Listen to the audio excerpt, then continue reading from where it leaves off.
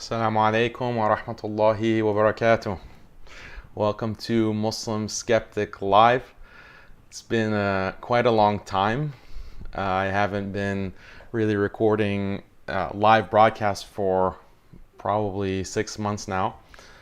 But alhamdulillah, we're back, and I just wanted to change the format a little bit and keep it a little bit more casual, keep it a little bit more audience focused. I'll be responding to chats, and hopefully I can see your comments, inshallah.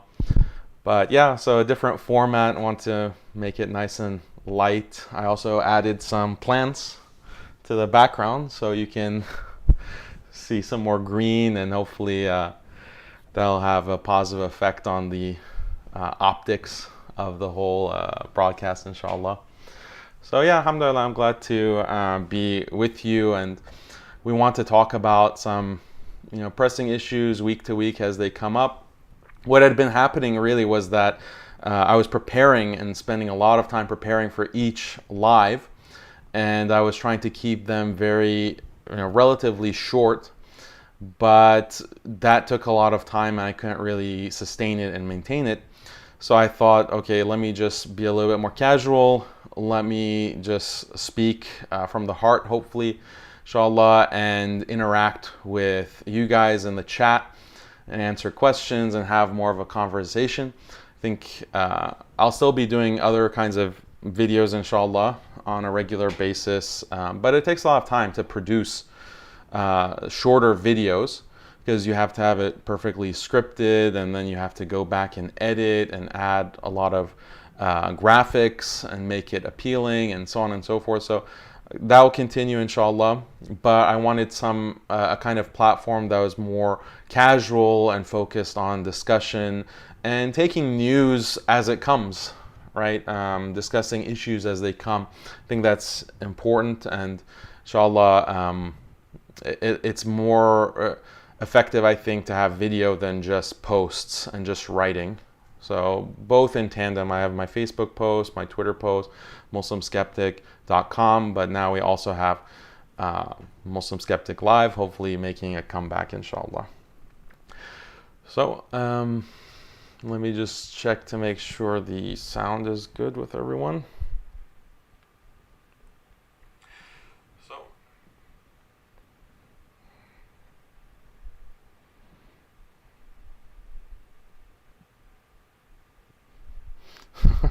So I'm saying, yeah, super big plants, I can't see you. Yeah, so one of the plants is actually a cactus. See? Cactus, so, or it looks like a cactus.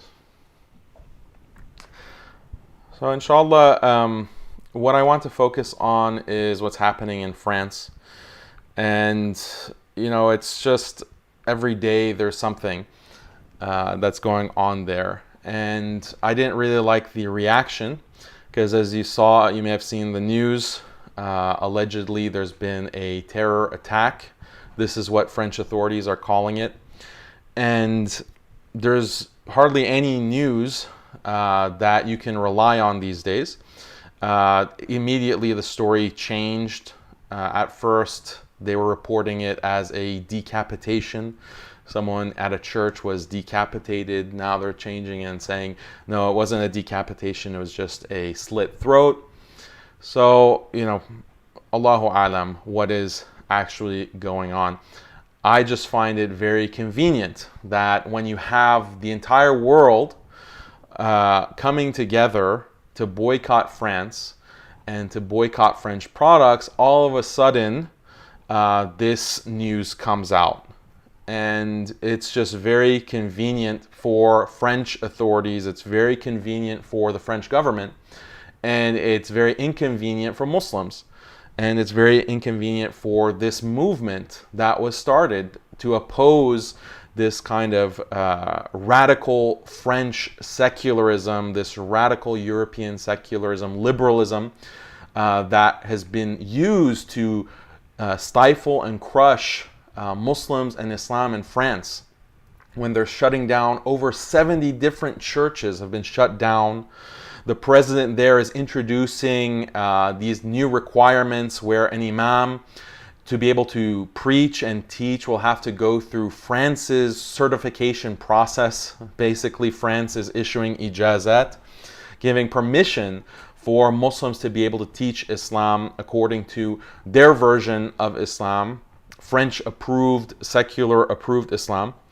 So this is a crackdown happening in France, and it's just very convenient timing, everything that's happening. They did that disgusting, despicable act, just a big offense to Muslims all over the world, and an offense to humanity, to try to portray the Prophet sallallahu alaihi wasallam in those cartoons and project it on your government buildings. Like, this is quite disgusting, despicable from the French government. And then they get what they deserve. They get a boycott. They get all of this pressure. World leaders are condemning them for this kind of behavior, taunting and just continuing to abuse Muslims in France. So the response was going great. And I shared, if you actually go and look at French stock index, their market has been plummeting. And there are, apologists who are saying, oh, this is not because of the boycott, this is because of Corona, this is because of whatever.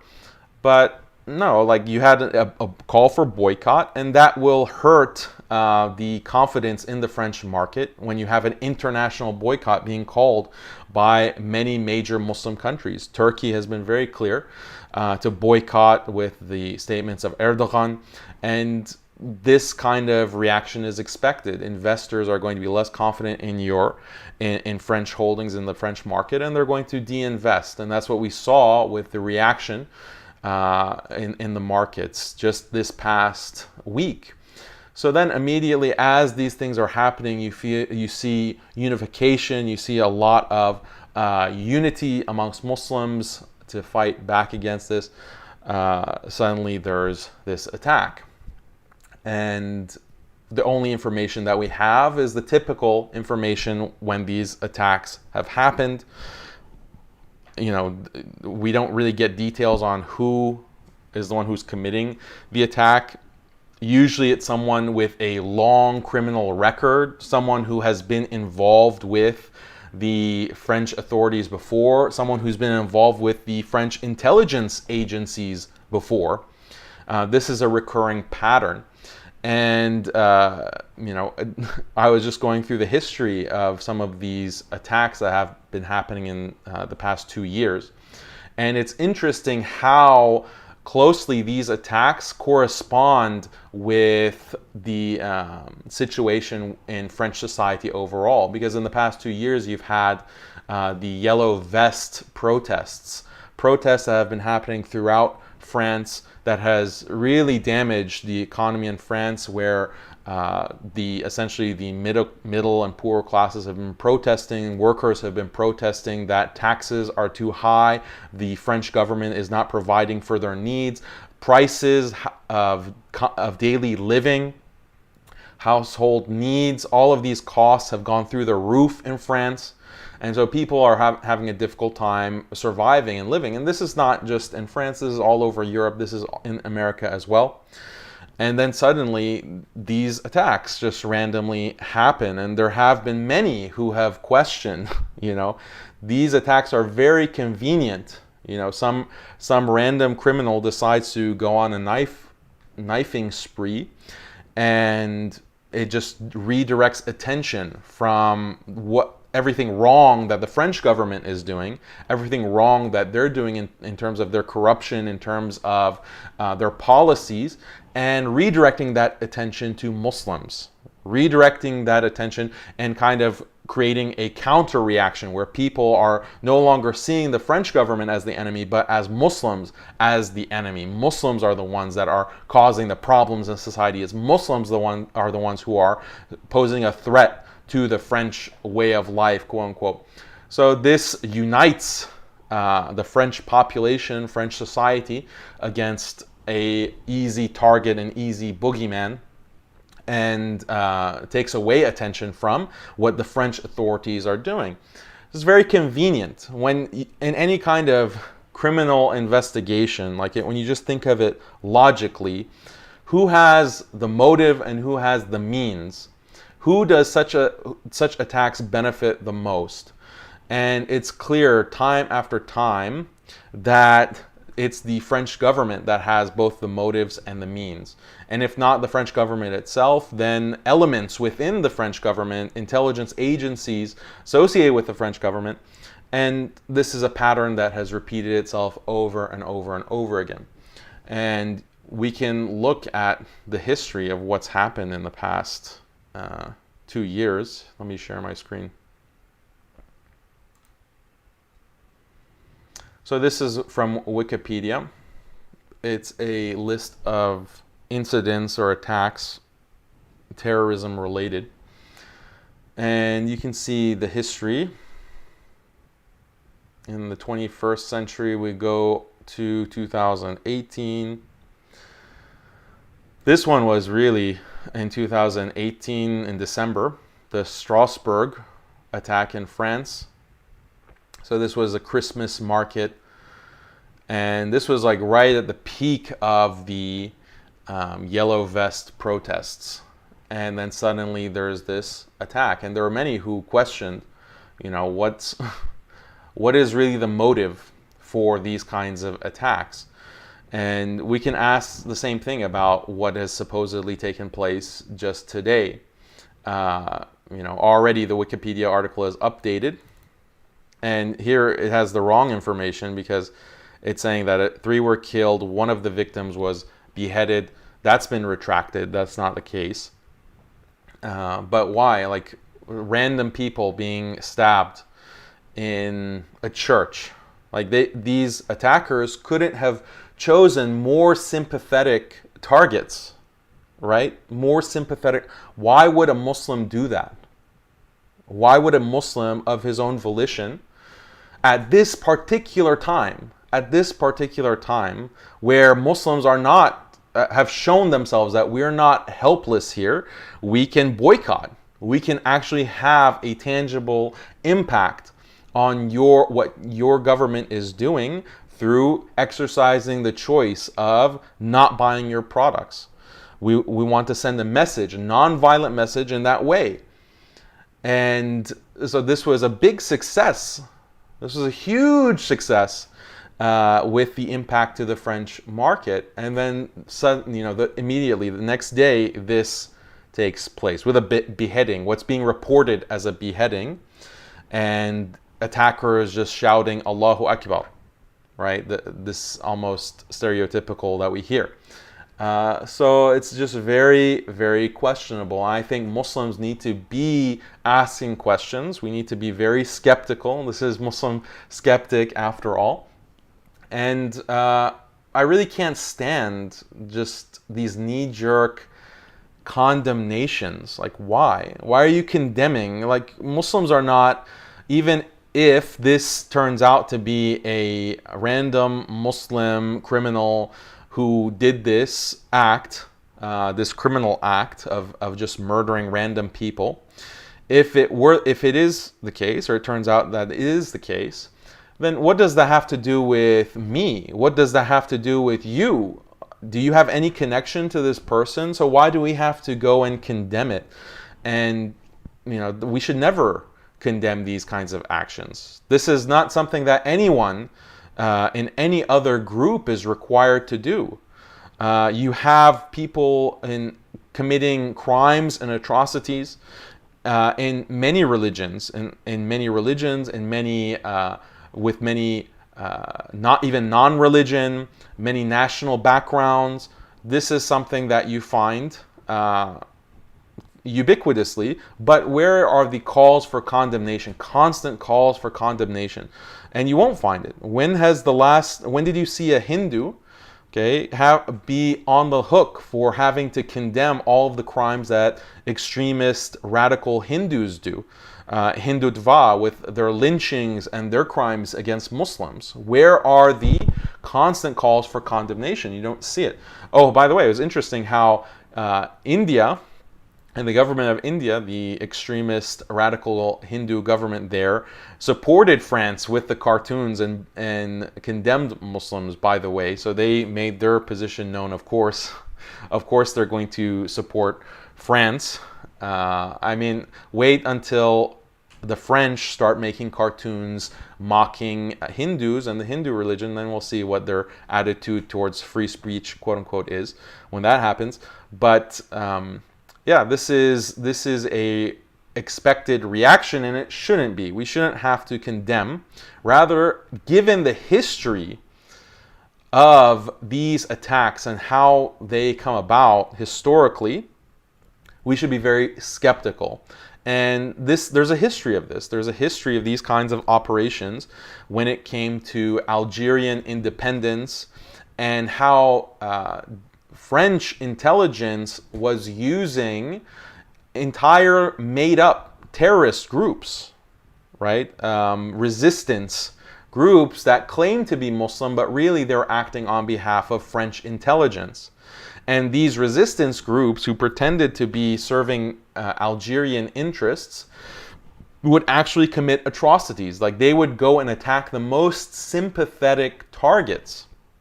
This happened during the French or the Algerian Revolution. So France has a history of using these kinds of fake attacks against very sympathetic targets to discredit their opponents, to discredit Muslims specifically.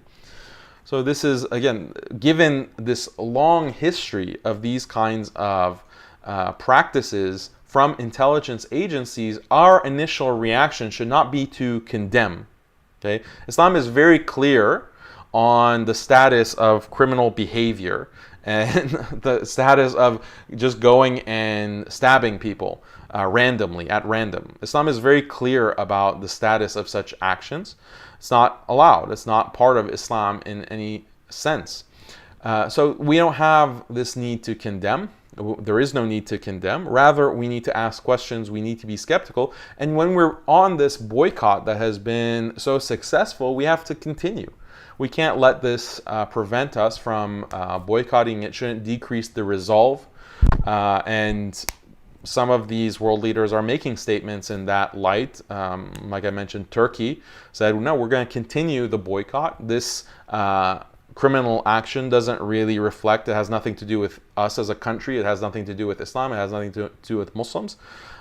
We are very dismayed and disturbed by the crackdown that's happening from France against the Muslim population. And again, it's just a distraction tactic to take away attention from the French people from all of the economic hardship that they are suffering, and they will continue to suffer because guess what? Corona is still seen as a cause for lockdown, the reason to lockdown, and the economy throughout Europe and the world is suffering because of these lockdowns that are being imposed.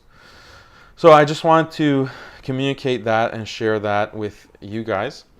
And let's see what anyone has to say about this.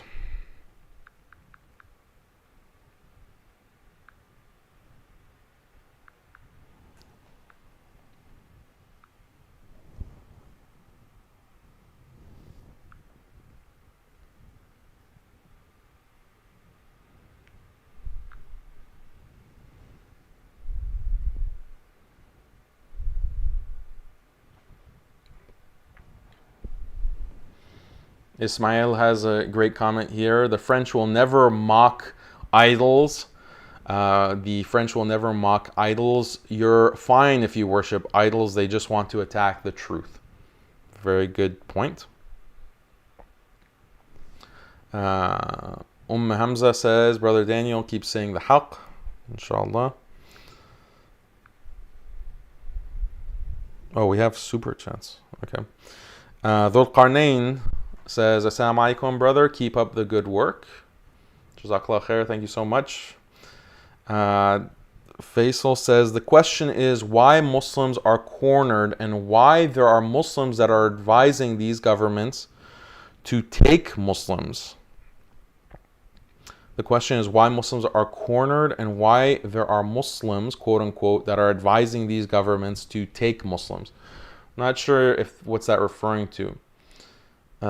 Who's advising governments to take Muslims? Maybe you can clarify.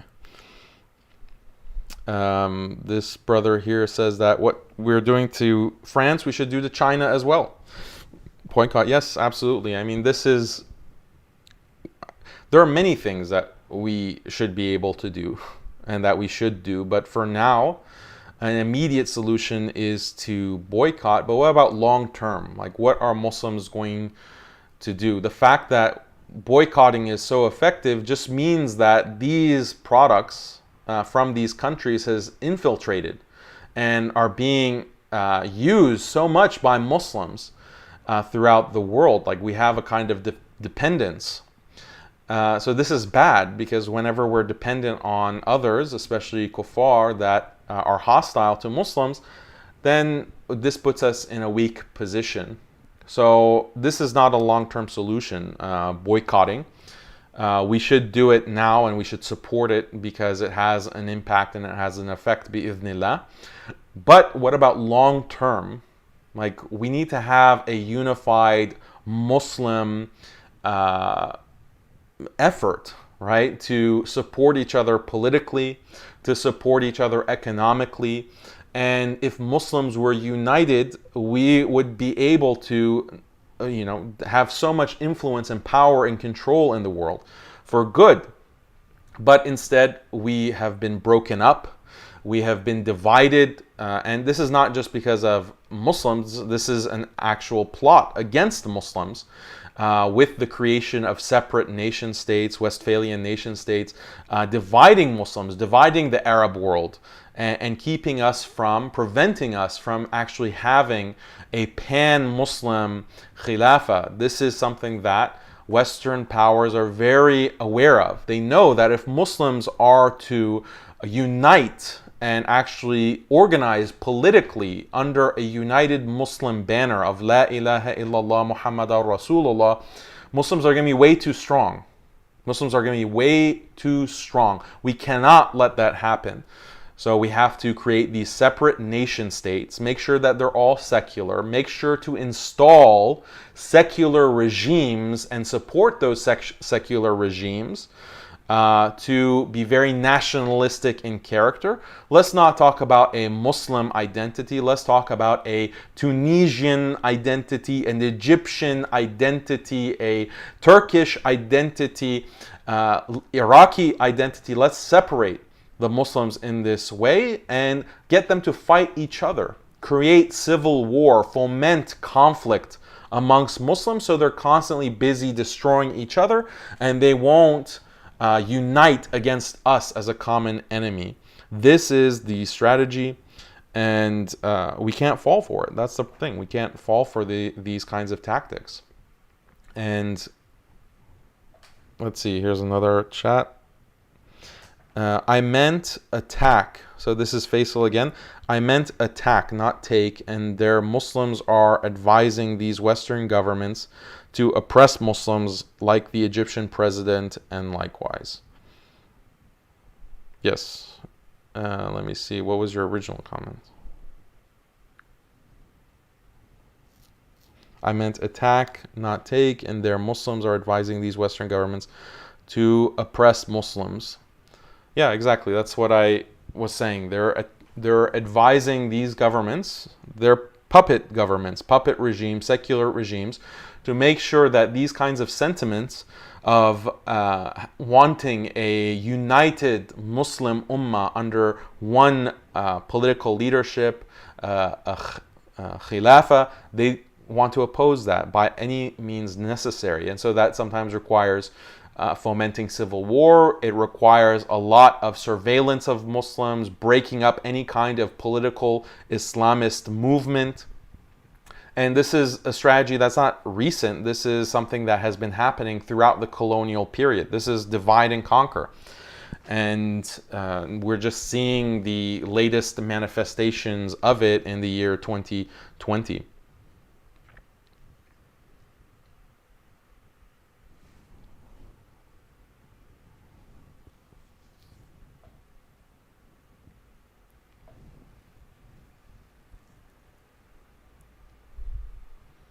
Right, is there, looks like there's apostate prophet in the chat, or are you guys just saying that? I can't really tell. Jazakallah khair, Brother Hamad Abdul Qadir. A small token, Akhi, for giving up your time consistently to speak up for Islam on difficult topics that many shy away from. Keep it up, inshallah. Is France en route to civil war?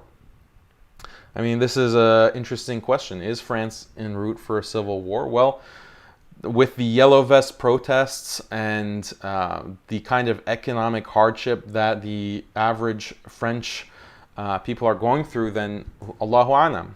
Allahu A'lam what's going to happen in many of these Western countries. There are protests happening, violent protests happening in many of these countries, and they're reacting to the economic downturns due to lockdowns, due to government policy.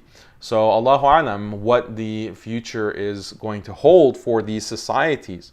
As Muslims, we have to just keep in mind that just because there's stability, or there has been stability that's been created in the West, it's a stability that can go away at any time. So Muslims who are comfortable living in the West, including me, is the West really a permanent place that will for us to live?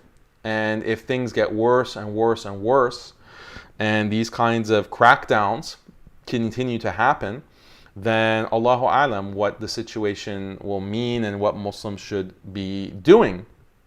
And I want everyone to keep in mind that the president of France, Macron, he is he's supposed to be more centrist, or more even a little bit on the side of progressivism.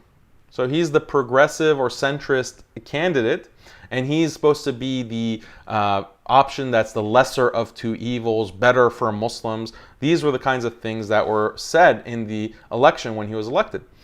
But you can see that his policies have been very anti-Muslim, extremely anti-Muslim. And we saw in the US the same kind of thing with Obama, who is supposedly the most Muslim-friendly president ever. His middle name is Hussein. Oh, wow. And he had extremely anti-Muslim policies.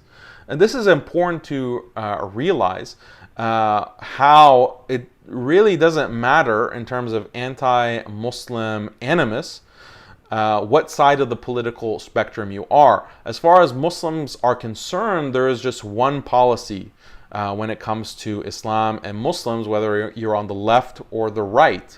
And it's a policy of pro-Zionism. It's a policy of Israel first. It's a policy of we are going to continue to control the Muslim world and make sure that they're not powerful enough to unite and to disrupt our interests as the West. It doesn't matter who is president. That's always going to be the policy. I think that with Trump, actually, some of the domestic policies concerning Muslims have been much better than Obama's policies. And I always say this to anyone that I discuss. I don't vote. I don't participate in the electoral process. But the argument that Trump is the worst candidate for Muslims, I don't really see that as being the case. I've argued it in the past. We're just a few days away from the election. I wrote an article back in 2016, why Trump is surprisingly good for Muslims. And the predictions I made in 2016, they turned out to be true. They turned out to be true in the sense that Trump, I think, was better, turned out better for Muslims domestically than Hillary Clinton would have been. Allahu A'lam, but that's all indications point to that, because Hillary would have, as a Democrat, leftist, would have continued the policies of Obama. And Obama was the one who introduced countering violent extremism. That was CVE, which is the analog, the American analog of PREVENT. Actually, it started in the US and then was exported to the UK under the heading of PREVENT, the PREVENT program. So that's Obama administration, and you have Muslim liberals who are helping draft that policy of countering violent extremism, targeting Muslims who hold certain beliefs. If you believe that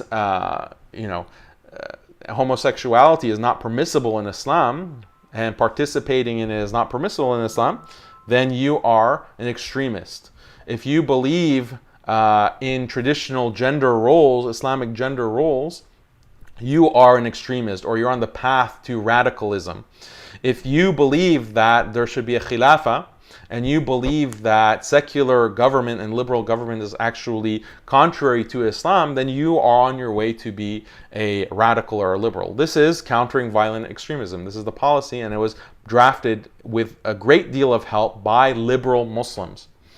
So that was all under the Obama administration, and many policies like the no-fly list was expanded. If the U.S. government decides that you are a radical, or for whatever reason, maybe just for the purpose of messing with you, they'll put you on the no-fly list. You can't travel within the United States. You can't travel internationally, nothing. You can't fly at all. And many Muslims, this list was expanded 10 times over since the Bush administration. So many of Bush's policies, surveilling Muslims and gathering data on Muslims that haven't committed any crime, just they're conservative Muslims that want to go to the masjid and pray and want to live their lives with their families, live a decent Islamic life, they're being targeted by the Obama administration. So in the Trump era, most of those policies have actually gone away. They've been gone away, or those resources have been distributed or actually redirected to other groups, particularly white nationalists or white supremacists and these kinds of so-called militias that are trying to take over the U.S. government on the basis of white supremacy. So now that is the focus. I mean, that's the focus of many of these intelligence agencies in the U.S. and a lot of the policies that were directed to Muslims have gone away or have been greatly reduced due to Trump's policies and the Trump administration. And maybe we can have a live stream dedicated to talking about Trump, but I mean, I'm kind of tired of Trump and Biden and all of this drama, and I get called every day by these spammers, by these, they're mostly from the Democrats who want to know who I'm voting for, and they text me, and I can't get off of their call list, but it's just harassment at this point. Every day I'm getting questions from these people. Epic Mountain Burger sent a super chat. Thank you so much. Jazakallah khair. My contacts are bothering me. I usually wear glasses, but if I'm doing a live stream, I put on my contacts, and they've been really, really dry. Why is everyone talking about APUS?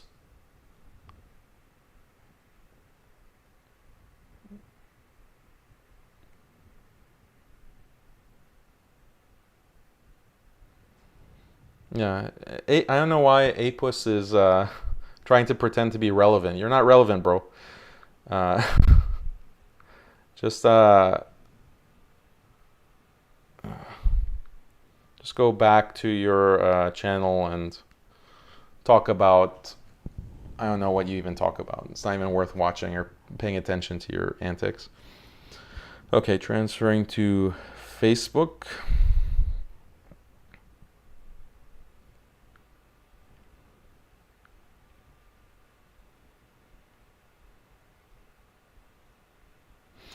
So Fatin says, Assalamu alaikum, wa alaikum salam.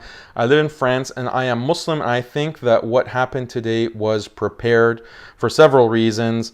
Make French Muslims feel guilty and then accept any change in our rights and attack us in our way to practice.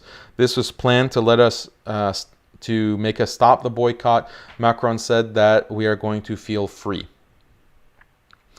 Yeah, that's a good comment, because now Muslims are on the back foot in France itself. So we already saw some of these compassionate French imams coming out and making their statements and pushing secularism, like very openly saying that, look, this is why these attacks are why the French need to basically French Muslims, we as French Muslims need to modernize, we need to liberalize, we need to secularize.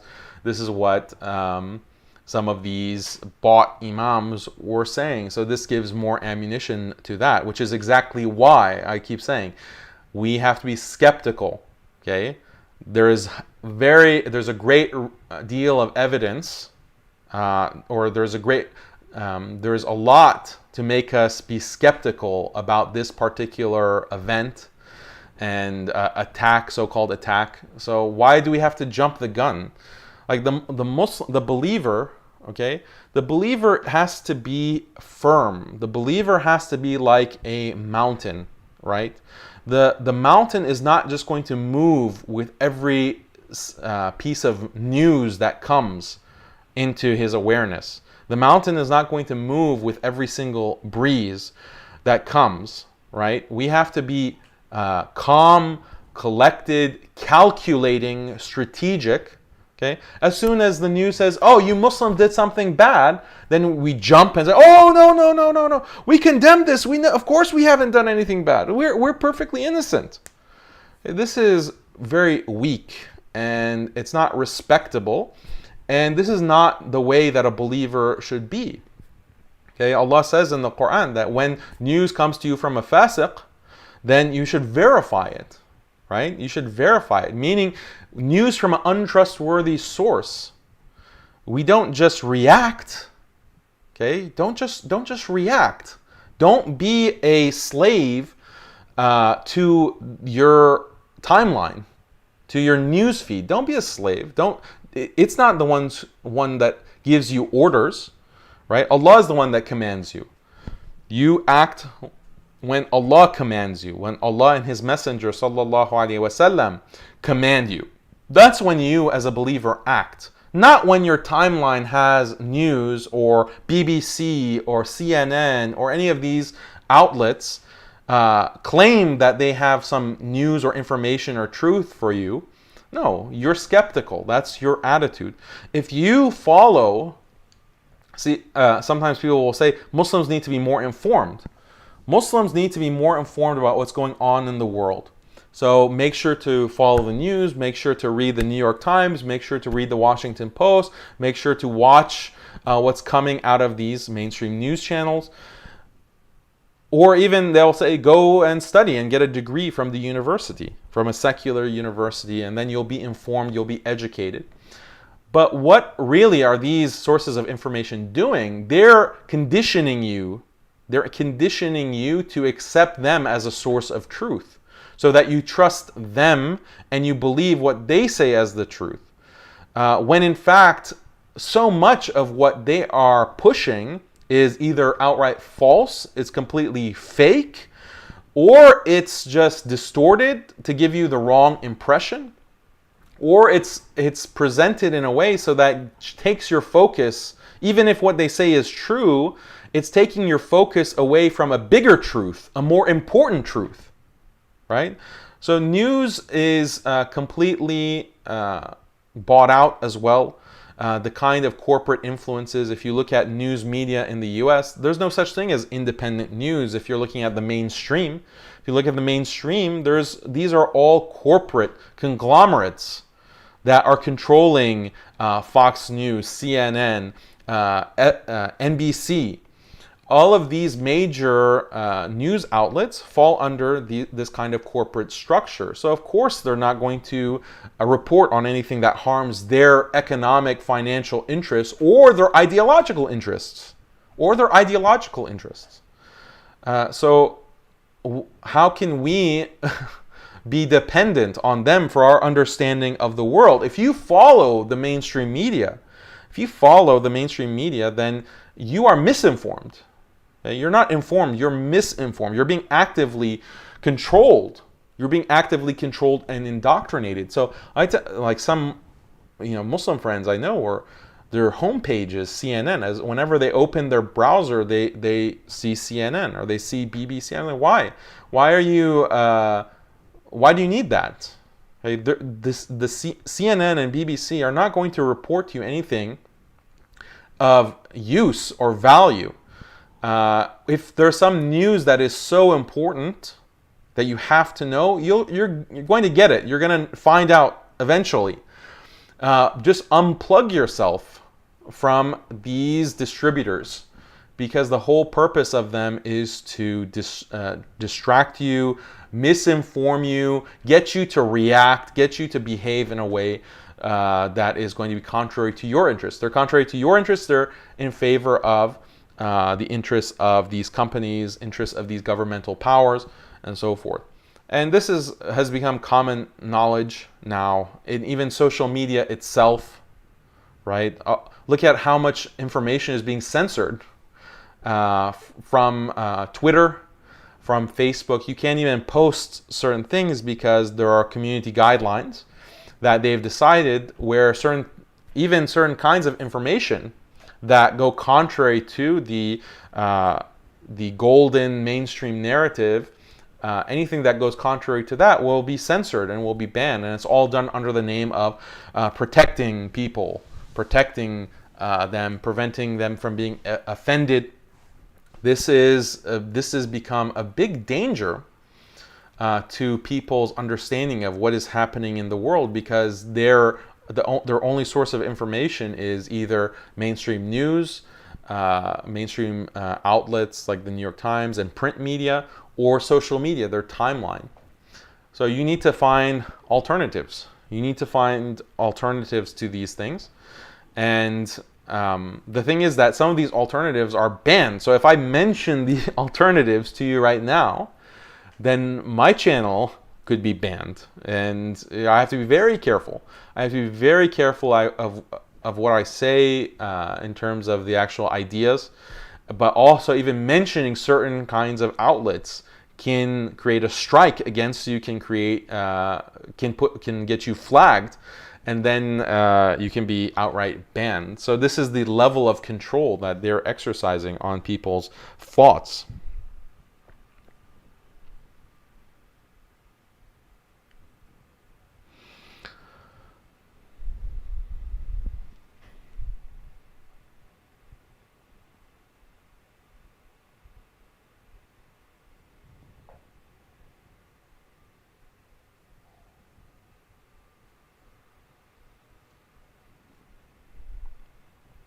So Brother Ibrahim says, with regards to the news, are you saying that if you have the preconception that the news is objective vis-a-vis freedom of press and then get sucked in, but a skeptical view of what media politicians say, there's still value there? If not, what is the way you would keep in touch with current affairs and to understand what is happening in the world and locally?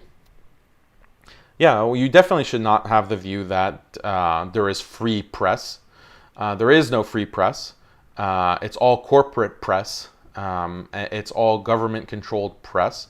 People, I'm surprised that I have relatives in Iran, and I have some relatives throughout the Muslim world, and in those countries, the government really controls what can be published and what cannot be published.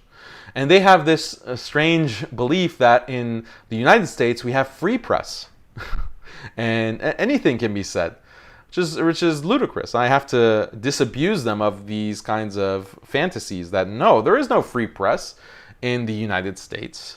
Absolutely not. There's no free press, and social media is not free. It's all very heavily controlled. And it's always ironic. It's very silly when you have these kinds of journalists or political scientists. Oh, we have the freedom of press in the West, and these bad countries like Russia and China, they're controlling people's speech, and the government actually cracks down on journalists. It's a ridiculous kind of attitude to have, for Americans to have. Look at what's happening to a figure like Edward Snowden. Look at what's happening to a figure like Julian Assange of WikiLeaks, right? Look at what happened to Bradley Manning. These are people who leaked documents from the government showing their wrong behavior and their criminality and their violation of basic human decency, their atrocities, their war crimes. All of that was revealed in black and white, so it's undoubtable. They leaked all of that information. And what did the U.S. government do? It crack down on them and imprison them. It's convicting them for crimes for violating U.S. law. So where's the free press in that? Where is the freedom of information in that? The worst crimes that your government is committing cannot be known by the actual American population or the world population, because that harms American interests. So yeah, tell me about what kind of free press exists. And we can talk about, like, look at what's happening with Biden and his son and the amount of corruption committed by the vice president when he was under Obama, and the kind of deals that were made with certain companies around the world, in Ukraine, in China. Hunter Biden is meeting with the Chinese and making all kinds of deals, wheeling and dealing all around the world, peddling influence for a nice little paycheck, a nice big paycheck, I should say. And where's the news of that? No one is talking about that. No, you won't find that coverage of that or investigation of that in any of the mainstream news. Why? Why is that not the big story of the day in the United States? It's because the media has a certain agenda and is controlled.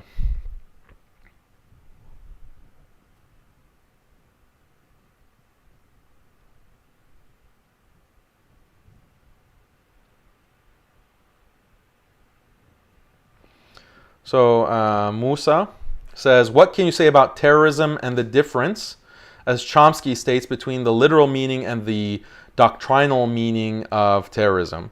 State terrorism versus individual terrorism. The thing about terrorism, and Chomsky says this as well as others, is that it's a undefined term. It's a vague term, deliberately vague. It's deliberately vague because it just means anyone who is acting violently against state interests. Anyone who is acting against state interests, and whatever the state decides is terrorist, becomes terrorist. Right? They can use the word terrorist to control and enforce laws, and to restrict speech, restrict organization, restrict activity, to justify their invasion, to justify their bombing, to justify their occupation. Just say that, oh, these countries are harboring terrorists. Okay? And what do you mean they're harboring terrorists? Well, they're harboring terrorists, people with these extremist ideologies. So just because there are people there who have a certain ideology, a certain belief, we're justified in going in the West and bombing them? This is what the population should be asking. Like, just because they have certain beliefs and ideas, we should go and wipe them off the face of the earth? This is what someone like atheist Sam Harris always claimed. Sam Harris argued very aggressively that, yes, you can kill people just for their beliefs. Yes, you can kill people just for their values, because those values are dangerous.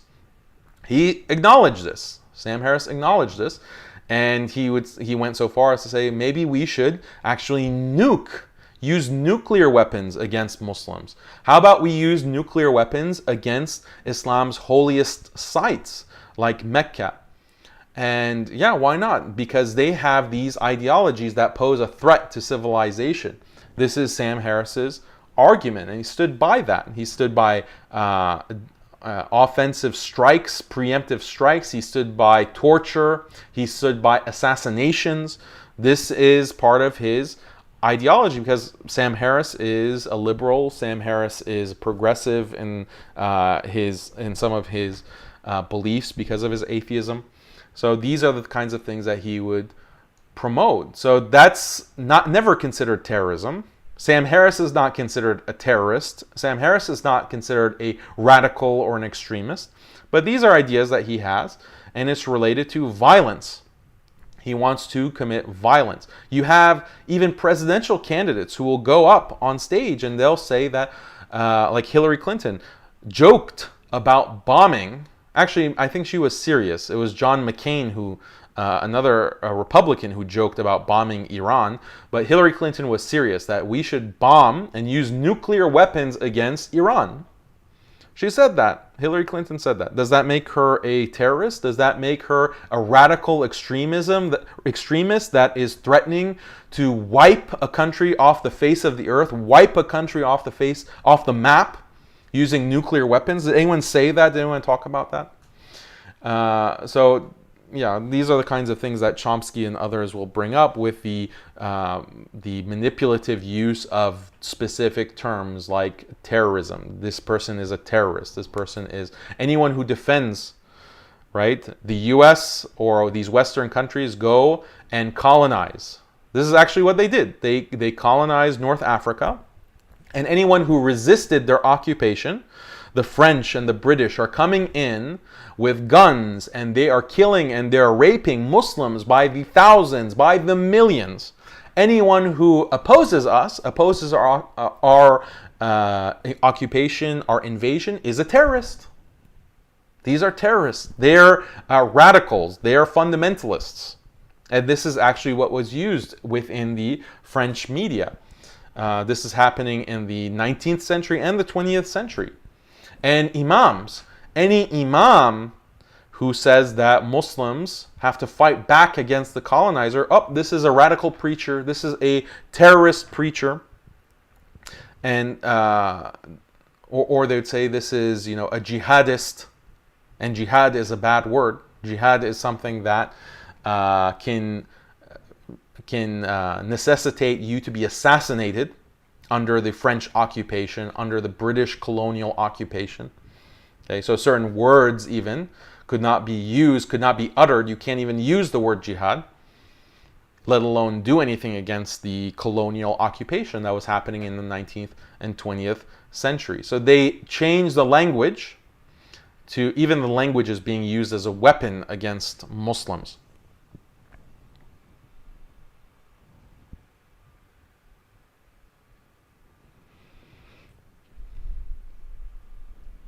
So another distinction that I want to make, that when we talk about freedom of speech, is this a value that Muslims are aspiring to? I think we have to be very careful about this because, as I've said many times before, freedom of speech is not a Islamic value in the absolute sense. It's not an Islamic value because it defies common sense. Right? It defies basic logic. How can you have absolute free speech? Speech can be very destructive. Speech can be very deadly. Speech can be cause harm, great deal of harm. As we know, as Muslims, we are the victims of all of this speech. The supposed free speech of France, right? Of these French cartoonists. We are the victims of that. And we feel more pain when Rasulullah sallallahu alaihi wasallam is insulted. We feel more pain than if someone in France just came and punched us, right? If these cartoonists came and physically assaulted us, that would harm us less. That would hurt less than these cartoons would, okay? That would cause us less harm to actually be physically assaulted. So speech is actually something very powerful, and it can cause a great deal of harm. So how can it be unrestricted? Of course you have to restrict speech. Of course you have to have laws that determine what is allowed and what is not allowed. And all countries and all societies and all professional groups and universities and institutes, they all have standards of speech. For a good reason. If you don't have a standard of speech, then it'll be chaos because people can go and basically destroy each other. Right? And a country like the United States or France, you have laws against libel. Right? You can't go and make false claims against someone that puts them in disrepute, that destroys their reputation. You can't do that. That causes a great deal of harm to spread those kinds of rumors. Copyright laws also restrict speech. You can't share and copy and redistribute certain kinds of media or books, right? That's a restriction on free speech. There's restrictions on fighting words. You can't go up to someone and push them and say, your mom is so-and-so, and insult a person's mom. That's illegal, actually, because those are fighting words that can cause a reaction that can create chaos and violence. So in some countries, that's also not allowed. In many of these countries, you have hate speech. In the US, there isn't really a very robust hate speech policy, but in many countries like Canada and the UK and France, there are hate speech laws that restrict attacking or accusing certain groups, protecting LGBT from homophobic remarks, protecting Jews from Holocaust questioning or denial, protecting feminists from misogynistic speech. You have all of these restrictions on speech that have existed for many years in the West. So what kind of free speech is there? There is no free speech. So when you're talking about free speech and you're holding the flag of free speech and pretending like, oh, this is such an amazing value that everyone must uphold, and Muslims are so backwards for not upholding free speech, then this is really a fantasy. This is a mirage. This is just a fiction that you've created, the fiction of free speech. Okay? This is a false idol that you're holding up as if it has a reality, when it's clear as day that there is no reality there. You're just using it as a hammer against Muslims. But then you have even academics, and I cite this book, I often cite it because it has a very easy, provocative title by Stanley Fish. He's a philosopher. He says that there is no such thing as free speech. That's the title of the book. There is no such thing as free speech, and it's a good thing too. This is the title of the book, and he basically makes the points that I'm making right now. He's saying that all institutions, all societies must maintain standards of speech, because if you don't, it's going to be complete chaos. It's going to be complete chaos. Just like you have laws restricting people from assaulting each other, from burning each other's homes, from destroying each other's properties, you have all kinds of laws for that kind of harm that's done. And also when it comes to speech, it's just selective. Okay, the kind of speech that is allowed in these secular societies, it's very selective, right? They allow the insulting of the Prophet sallallahu alaihi wasallam, but they don't allow making jokes about LGBT. They don't allow questioning the Holocaust. They don't allow making cartoons about the French president. They don't allow making jokes about women and feminism. They don't allow these things, right? That speech is restricted. Why? And they'll give a reason. Well, this is because it's hateful or this is harmful. Okay, you're just using these kinds of words. Making cartoons of the Prophet sallallahu alaihi wasallam is also hateful and harmful. We can play that game, but the ability to play those kinds of games shows how meaningless and how vacuous the concept or the principle really is. So you're just being selective. There is none of this. This is just a false idol of free speech.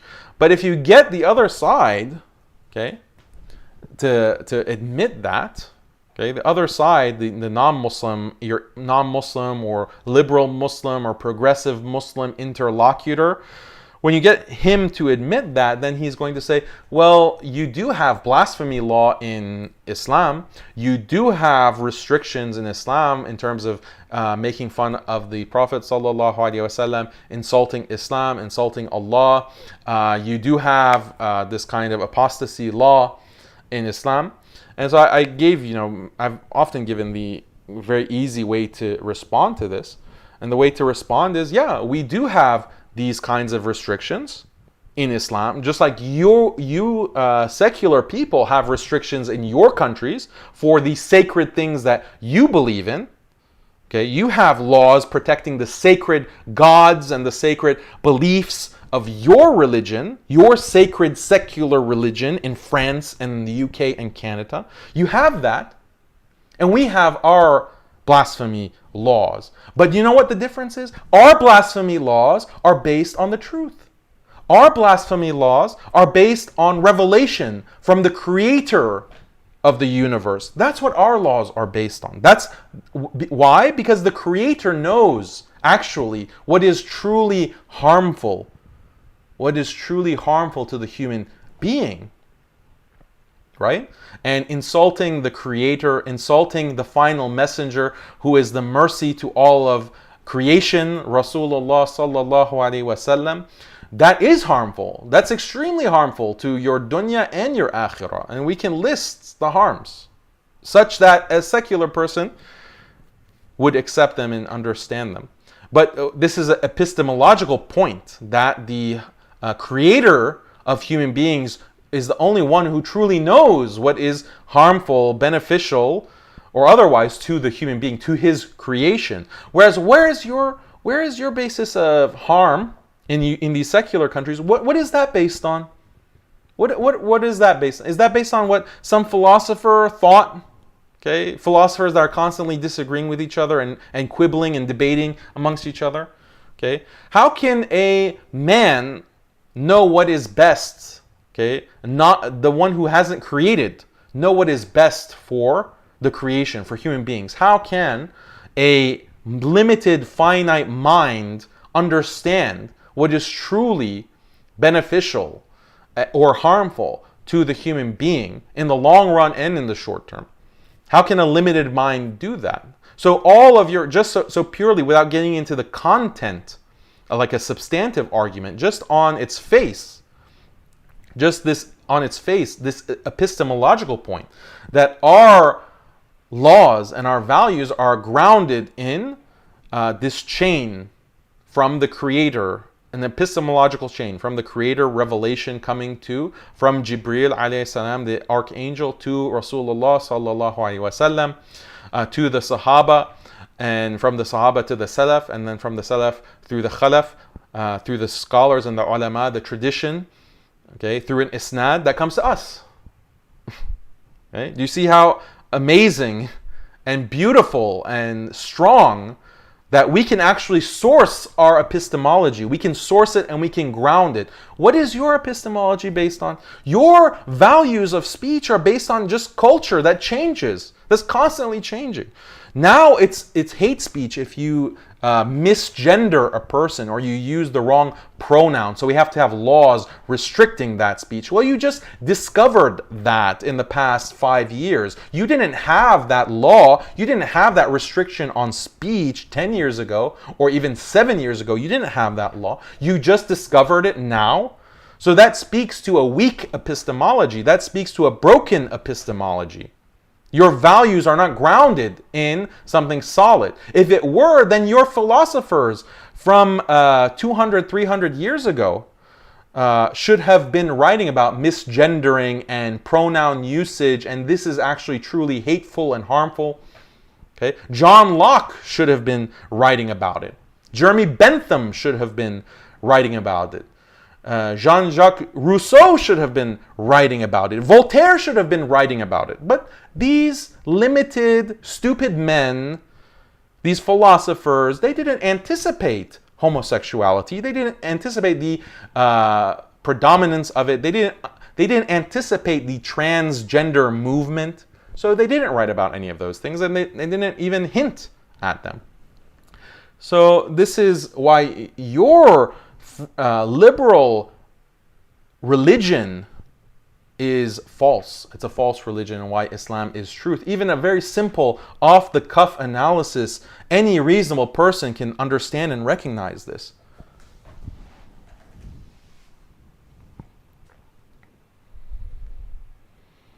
Okay, there's a lot of comments.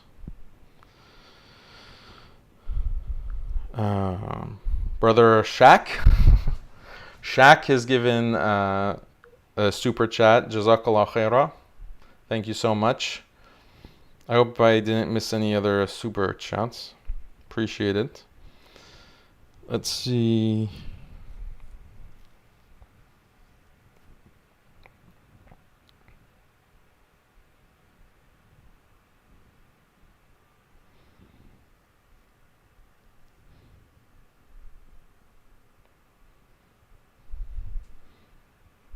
Mr. 50 says, thoughts on Trump allying with France?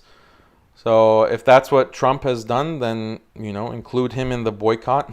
If you haven't already, don't go to Trump's golf courses, and don't go stay at his hotels, and don't eat his steaks.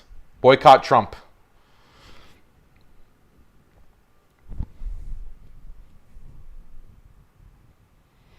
Any recommended books to learn more about secularism and philosophy of the Western world? I have a reading list recommendation on my website, muslimskeptic.com. If you go to the top, there's a tab that says it. Actually, I can just show you right now.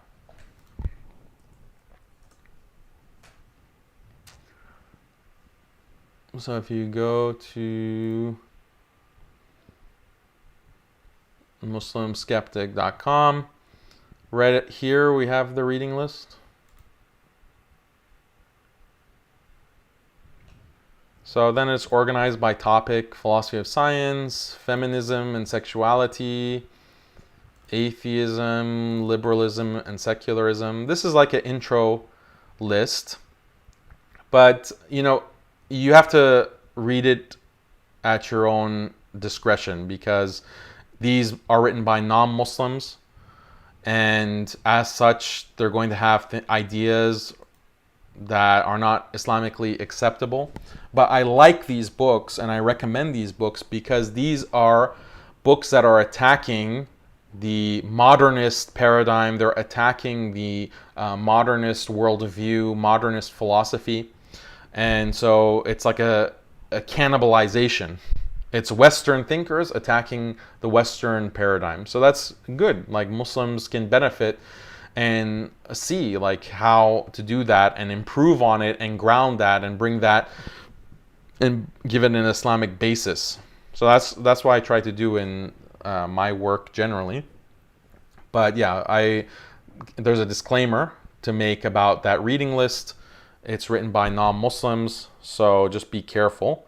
Or you can just read articles on muslimskeptic.com. Just do a Google search or a search on the website muslimskeptic.com for free speech, for liberalism, for feminism, and there's a bunch of articles that we have on muslimskeptic.com, resources for arguments that are Islamically sound, and you don't have to worry about getting any wrong ideas or mixing wrong ideas with those other books.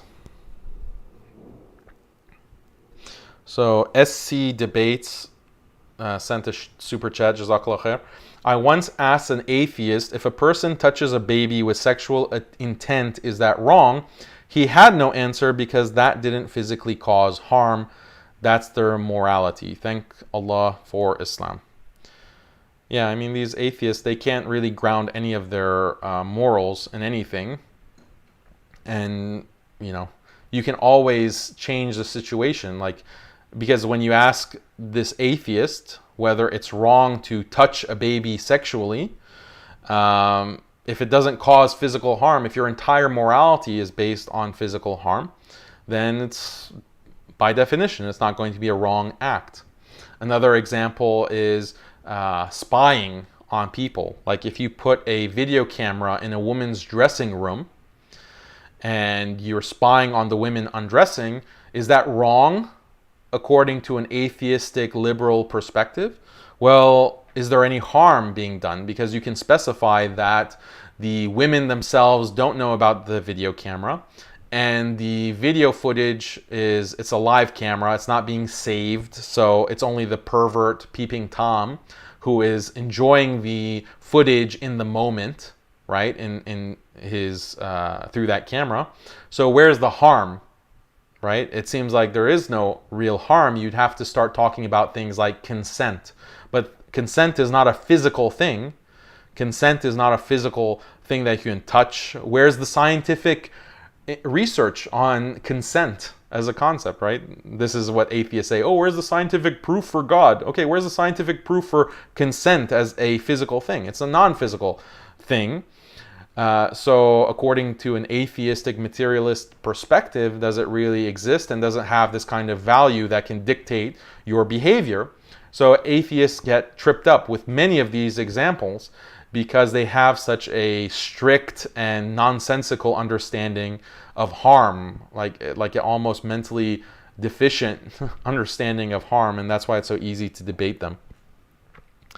Irfan contributes to the super chat. Jazakallah khair. Thank you so much.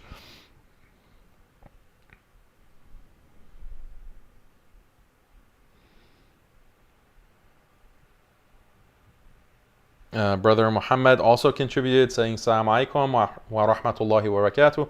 Wa alaikum assalam wa barakatuh. Okay, barakallahu feek everyone. So I wanted to keep this relatively short. There's a lot to talk about, but if you guys like this format, this more free-flowing, casual, just off the top of my head, I really didn't prepare to talk for Muslim Skeptic Live like I did in the past. I'd write a long outline, and it would take me like a whole day to prepare for Muslim Skeptic Live. So it became too much of a time commitment. But if you guys enjoyed this, you want more of it, you like the format, just make a comment saying so, like and share if you feel like it, and I'll try to, if people like it, then I'll try to make it like a weekly thing, inshallah. And we can talk about a lot of topics that come up during the week, any current events, any news, and we can just keep it free-flowing, inshallah, and I'm open to your ideas. So again, Jazakallah khairan, Jazakumullah khairan for those who actually contributed to super chats and commented, and I look forward to seeing you all again very soon. Assalamu alaikum wa rahmatullahi wa barakatuh.